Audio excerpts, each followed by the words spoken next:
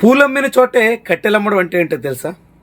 ఇప్పుడు బాలినేని శ్రీనివాసరెడ్డి పరిస్థితి చూస్తే సరిగ్గా అలాగే కనిపిస్తోంది. ఒకనాడు ఉమ్మడి ప్రకాశం జిల్లాలో బాలినేని పెద్ద దిక్కుగా వ్యవహరించారు. సీనన్న అనే పిలుపుతో మొత్తం జిల్లాని శాసించారు. అలాంటి బాలినేని పరిస్థితి ఇప్పుడు కుడితిలో పడ్డ ఎలకలా మారింది.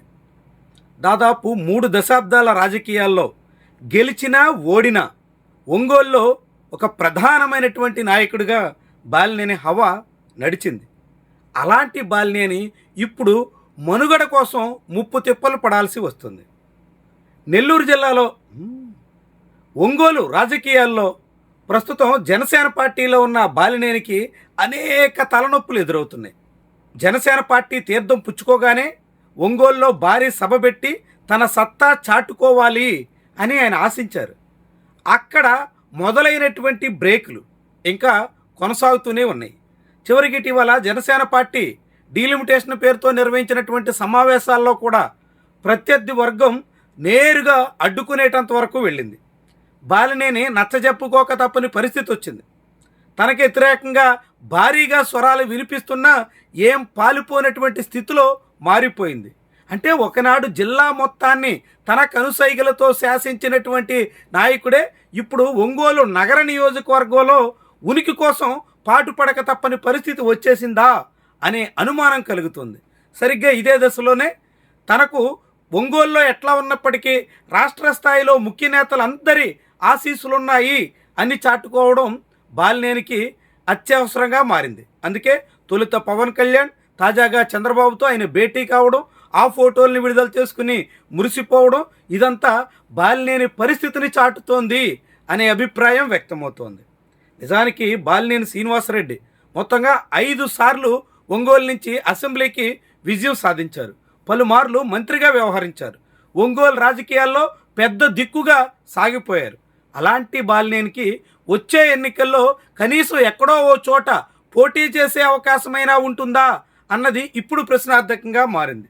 నియోజకవర్గాల పునర్విభజన జరిగితే, ఒంగోలులో కొత్త స్థానం ఏర్పడితే తనకు కానీ తన తనయుడికి కానీ సీటు గ్యారంటీ అని నిన్న మొన్నటి వరకు గంపెడాస్తో సాగారు.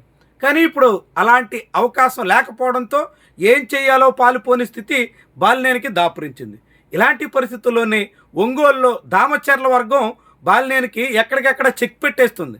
ఆఖరికి బాలినేని ఫ్లెక్సీలు కూడా ఏర్పాటు చేయడానికి అనుమతి లేదన్నట్టుగా ఒంగోలు నగరపాలక సంస్థ అధికారుల నేతృత్వంలో తొలగించేసేటంత వరకు వెళ్ళింది. అయినా ఏం చేయలేక ఎటు పాలుపోక కిక్కురుమనక మౌనంగా సాగిపోవలసినటువంటి దుస్థితి బాలినేనిది.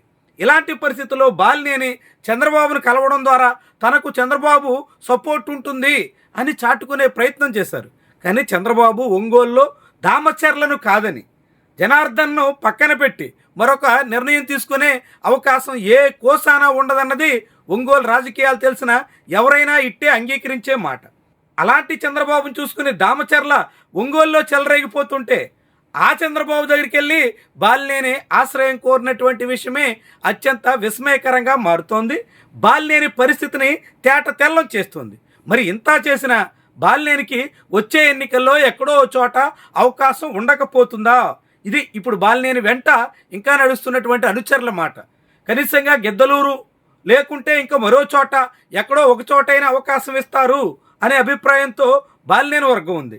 కానీ అలాంటి అవకాశం ఏ కోసాన చంద్రబాబు కల్పించే వీలుండదు అనే మాట కూడా వినిపిస్తోంది. ఏరి కోరి బాలినేని లాంటి వాళ్ళని చంద్రబాబు ప్రోత్సహించడానికి ఏ కోసానా సిద్ధం కారు. అది చంద్రబాబు రాజకీయాలు తెలిసినటువంటి వాళ్ళు ఎవరైనా చెప్పే మాట అన్నది ఇప్పుడు ఒంగోలులోనే రెండో వాయిస్గా మనం వినొచ్చు.